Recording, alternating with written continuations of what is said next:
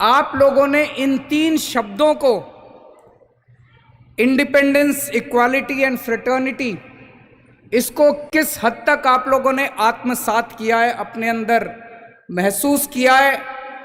अपने पेरेंट्स से जाके बात की, अपने रिश्तेदारों से जाके बात की? मुझे लगता है असली शिक्षा यही है।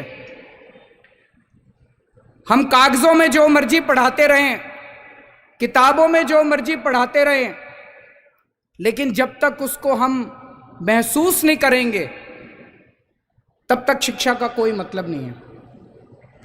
आज हम लोग संविधान दिवस के अवसर पर इकट्ठे हुए हैं। हमारा संविधान 70 साल का हो गया। आज हमारे संविधान का जन्मदिन है। 70 साल की उम्र में हमारा संविधान मैच्योर्ड भी हो गया है, काफी परिपक्व हो गया है। लेकिन 70 साल पहले जब हमारे संविधान का जन्म हुआ था, आज ही के दिन बाबा साहब अंबेडकर ने इसको लिखा था। उस वक्त देश आजाद हुआ था। हमारे देश में इतने सारे धर्म हैं, इतनी सारी जातियां हैं, इतनी सारी भाषाएं हैं, इतने तरह तरह के कल्चर हैं, संस्कृति हैं। इतनी विविधता वाले देश को एक तरफ जहां सरदार पटेल सारे देश को इकट्ठा करने में लगे हुए थे, एकजुट करने में लगे हुए थे, ऐसे पूरे देश को एक साथ रख पाना हंसी खेल नहीं था। पूरी दुनिया देख रही थी भारत की तरफ उस वक्त। क्या भारत एक साथ रह पाएगा? पूरी दुनिया को जब अंग्रेज हमारे देश को छोड़ के गए, अंग्रेजों ने जाते जाते कहा था कि ये तो हम थे जो 100-125 साल तक भारत के ऊपर हमने राज करके भारत को एक साथ रखा। अब देखना हमारे जाने के बाद इनसे अपना देश नहीं चलने वाला, इन लोगों से भारत एक साथ नहीं रहेगा। ऐसे अंग्रेजों को भी लग रहा था, पूरी दुनिया को लग रहा था। दोस्तों, आज 70 साल हो गए। भारत एक साथ भी है और खूब तेजी से तरक्की भी कर रहा है।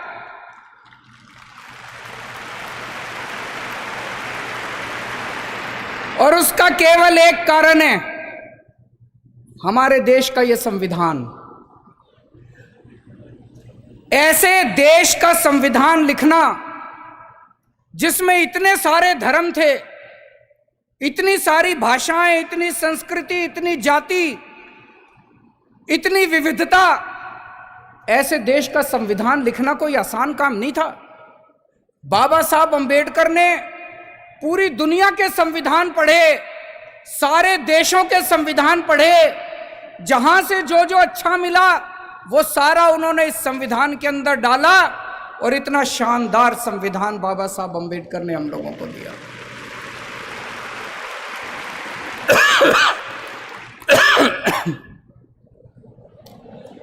मैं जितना इस संविधान को पढ़ता हूं, मुझे लगता है अगर हमारे देश का संविधान एक दिन के लिए, केवल एक दिन के लिए अगर ईमानदारी से लागू कर दिया जाए,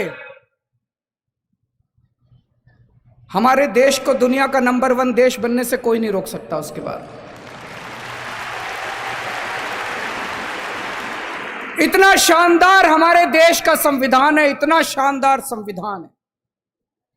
पिछले 5 साल के अंदर दिल्ली में हमें दिल्ली की जनता ने मौका दिया। पिछले 5 साल में दिल्ली के अंदर हम दिल्ली सरकार इसी संविधान के हिसाब से चलाने की कोशिश कर रहे हैं, और नतीजे आप सब लोगों के सामने हैं। संविधान में लिखा है बराबरी का अधिकार होगा। अभी कई बच्चों ने बात की ना, बराबरी की बात की, इक्वालिटी की बात की। बराबरी का अधिकार होगा। अभी तक यहां इतने सारे बच्चे बैठे हैं, अगर कोई बच्चा गरीब घर में पैदा होता था और कोई बच्चा अमीर घर में पैदा होता था, क्या उनको बराबर की शिक्षा मिलती थी? नहीं मिलती थी। तो क्या बराबरी का अधिकार था? नहीं था। मैं आपका मुख्यमंत्री हूं, हम सरकार चला रहे हैं। सरकार की नजरों में, मुख्यमंत्री की नजरों में, एक बच्चा अगर गरीब घर में पैदा होता है और एक बच्चा अमीर घर में पैदा होता है, मेरे लिए तो मेरे दोनों बच्चे बराबर हैं।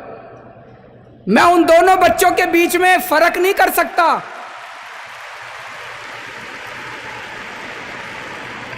मैं उन दोनों बच्चों के बीच में फर्क नहीं कर सकता। तो इसीलिए जब हमारी सरकार बनी, हमने अपने सामने सबसे पहला लक्ष्य रखा कि इस गरीब के बच्चे को भी अच्छी शिक्षा दिला के रहेंगे हम लोग। दिल्ली में जो भी बच्चा दिल्ली में पैदा होगा, चाहे वो गरीब का बच्चा हो, चाहे अमीर का बच्चा हो, सबको अच्छी शिक्षा मिलेगी, सबको एक जैसी शिक्षा मिलेगी। दोस्तों, आज 5 साल के अंदर हमने वो करके दिखाया। बाबा साहब अंबेडकर का एक सपना पूरा किया हम लोगों ने। हमने दिल्ली के अंदर, पहले दिल्ली के अंदर बिजली, कुछ लोगों को बिजली मिलती थी, कुछ लोगों को बिजली नहीं मिलती थी, कुछ लोगों को पानी मिलता था, कुछ लोगों को पानी नहीं मिलता था। अब दिल्ली के अंदर सारे लोगों को सबसे सस्ती बिजली मिलती है और 24 घंटे बिजली मिलती है।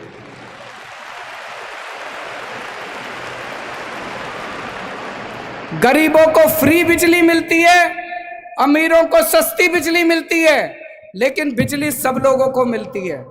बराबरी का अधिकार दिया है दिल्ली के लोगों को। हमारे संविधान में लिखा है जीने का अधिकार होगा।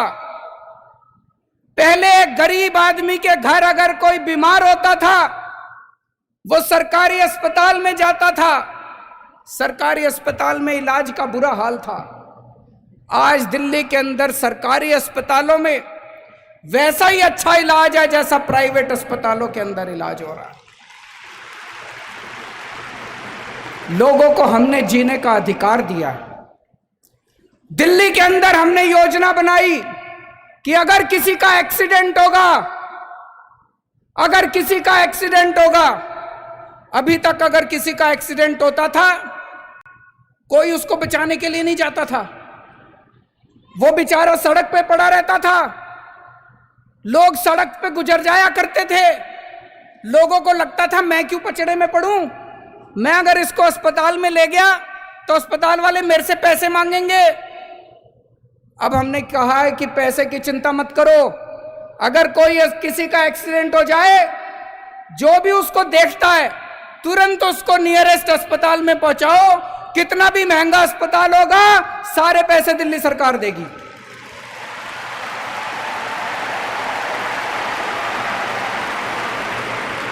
हमारे लिए एक एक जान कीमती है, हमारे लिए आप सब लोगों की जान कीमती है, आप सब बच्चों की जान कीमती है, आपके माँ बाप की, आपके दोस्तों की, आपके रिश्तेदारों की जान कीमती है। हमने जीने का अधिकार दिया है दिल्ली के लोगों को। संविधान में लिखा है गरीबी दूर करेंगे। गरीबी कैसे दूर होगी? केवल नारे लगानों से दूर नहीं होगी गरीबी। हमने दिल्ली के गरीबों का मिनिमम वेज बढ़ाया। एक एक गरीब मजदूर को, एक एक गरीब कर्मचारी को हमने 15-15 हजार रुपए महीने की तनख्वाह दिलवाई। गरीबी तब दूर होगी दोस्तों। तो दिल्ली के अंदर हमने 4 साल में इसी संविधान के हिसाब से काम करने की कोशिश की है। हमारे सामने बहुत सारी अड़चनें आई, जितनी भी अड़चनें आई वो इसी वजह से आई क्योंकि दिल्ली के अंदर पूरी तरह से संविधान को लागू नहीं करने दिया जा रहा। मुझे ये लगता है अगर ये बाबा साहब अंबेडकर का संविधान एक दिन के लिए अच्छे से लागू हो जाए ये देश कहीं का कहीं पहुंच जाएगा।